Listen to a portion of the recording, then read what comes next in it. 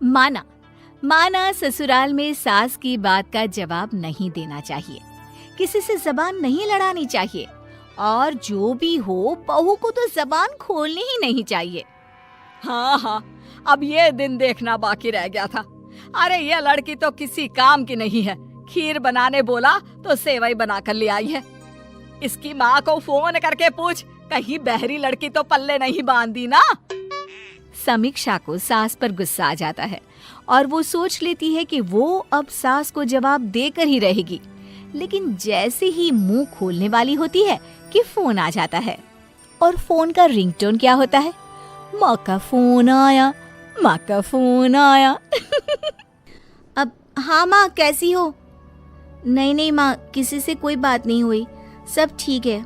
अच्छा माँ, रखती हूँ, नमस्ते। अरे कैसे बात कर रही थी झूठी कहेगी, किसी से कैसे कोई बात नहीं हुई?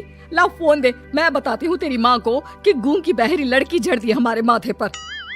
बड़बड़ करके सास दिन के खर्राटों में लग जाती है, लेकिन समीक्षा वो वहीं खड़ी है ड्राइंग रूम में। बहू को गुस्से में लाल देखकर टीवी बोल पड़ता है। अरे क्या हो गया बिटिया, क्यों परेशान हो? बहू टीवी के मुंह से बिटिया सुनकर और जोर जोर से रोने लगती है। बिटिया कितना प्यारा लग रहा है ये नाम, अरसा हो गया बिटिया नहीं सुना किसी के मुंह से इस घर में। मैं तो तेरे मायके से आई हूँ, मेरे लिए तो तू बेटी ही है, लेकिन तू सास के इतने ताने क्यों सुनती है? करारा जवाब दिया करना। कैसे तो करारा जवाब? माँ ने क्या सिखाया है कि सास के सामने बोलना मत, तो बताओ कैसे बोलूं? 8 बजे आता है एकता कपूर का सीरियल, वो क्या नाम था, जली कटी बहू सास। उसमें वो देखो राधा कैसे सास को सुनाती है। हाँ, मैं भी बोल दूंगी अब कि भाई माँ को कुछ बोला ना तो जीभ खींचकर गले में लपेट दूंगी और टाई बना दूंगी, और तो और मैं तो उसके दांत तोड़कर हाथ में दे दूंगी। टीवी बहू की बात सुनकर हंसने लगता है कि तभी सास की आवाज आ जाती है। बहू, अरे बहू, कहाँ हो, मर गई क्या? अरे कहाँ से ले आया है ये चंपट लड़की, ना बोलने में ठीक ना देखने में। एक हम थे अपने जमाने में, अरे सास के दिमाग में क्या चल रहा था वो भी समझ जाते थे। अरे मेरी तरह बनने की कोशिश तो कर, कल मुही। हे भगवान, माँ जी उठ गई, अब मैं कैसे पता करूं कि ये कैसी थी? तभी मरे ससुर की फोटो बोल पड़ती है। एक नंबर की चुड़ैल थी, बाल खोल कर निकल जाए तो गली के 4 बुड्ढों को हार्ट अटैक आ जाता था। ये तो बोल रही है कि सास के मन की बात पढ़ लेती थी, वो ये कैसे करती थी? वो कैसे करती थी? अरे मेरी माँ मेरे स्वर्गवासी पिता के पास जाना चाहती थी, इस औरत के खड्डूस व्यवहार से वो जल्दी चल बसी थी। उसी की बात करती है कि वो जाना चाहती थी तो इसके कारण चली गई। अरे ससुर जी चुप हो जाइए, आप तो निकल लिए हैं, यहाँ बची तो मैं हूँ। अरे वो आ रही है। अरे क्या है ये, बहरी गूंगी तो पहले ही थी, अब क्या पागलिया भी हो गई है? किससे बात कर रही है? कौन है वहाँ दीवार पर?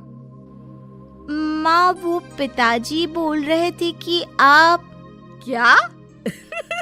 कौन बोल रहा था? अरे मेरी सुन, अब ना तू बिल्कुल पागल हो चुकी है, समझी?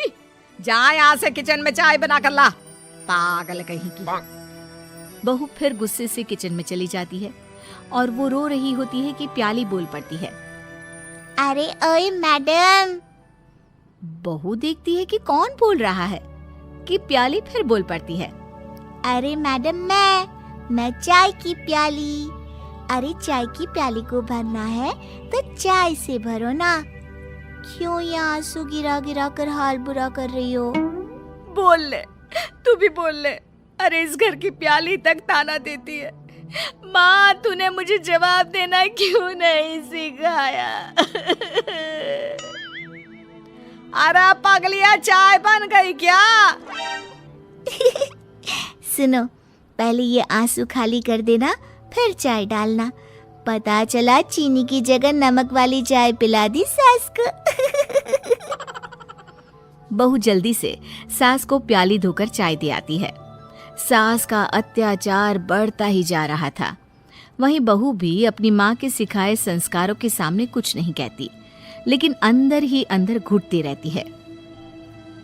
क्या बात है यार, कहाँ तो शादी हुई थी तो तुम डायमंड जैसी चमकती थी, अब तो बिल्कुल फीकी फीकी सी लगने लगी हो। अरे वो डायमंड नहीं, अमेरिकन डायमंड था, जिसकी झूठी चमक दिखाई थी तेरे झूठे सास ससुर ने। एक बार फिर माता पिता की बुराई सुनकर बहू अपने हाथ की मुट्ठी को जोर से भींचती है। वो सोच लेती है कि इस बार सास के मुंह से एक भी शब्द और निकला तो घुमाकर मुक्का उसके मुंह पर दे मारेगी। तभी अरे क्या घूर रही है हाँ? मुट्ठी तो ऐसे बना रखी है जैसे मन में सोच रही हो कि घुमाकर मुक्का मेरे मुंह पर मारोगी। नहीं माँ जी, मैं ऐसा क्यों सोचने लगी? आप तो मेरी माँ जैसी है, माँ को भी कोई मारता है क्या?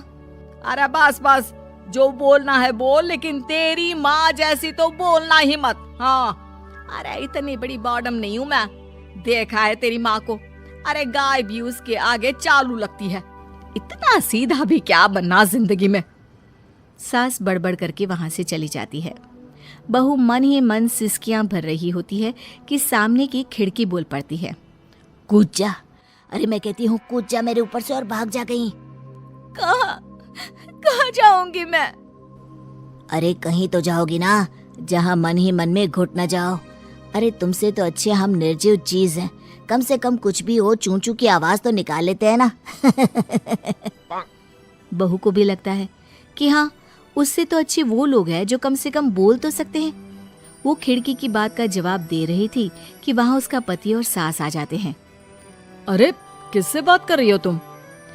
वो जी, मैं इस खिड़की को जवाब दे रही थी, बोल रही है कि मुझसे अच्छी है, कम से कम चूं चूं की आवाज तो करती है ना। तो कह दे इस खिड़की से कि मुझे अभी तेल डालकर इसकी आवाज बंद करना आता है।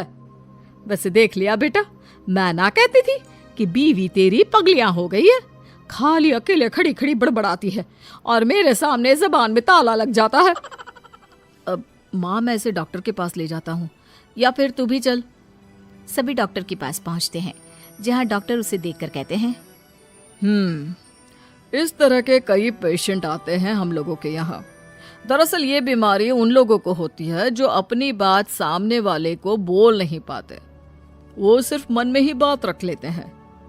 वैसे बेटा, तुम किससे डरी हो? बहू सास की तरफ देखती है।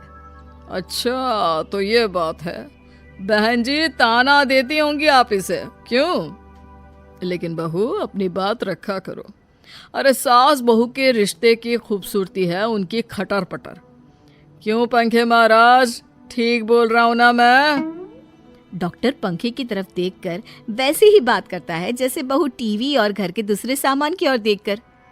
माँ, लगता है ये भी किसी से दबे हैं और उसके आगे अपनी भड़ास नहीं निकाल पाते होंगे। हाँ वो तो ठीक है बेटा, लेकिन कौन? तभी डॉक्टर की बीवी आ जाती है। हाँ जी, चलो उठो, अब चलो किचन में बर्तन धोने हैं।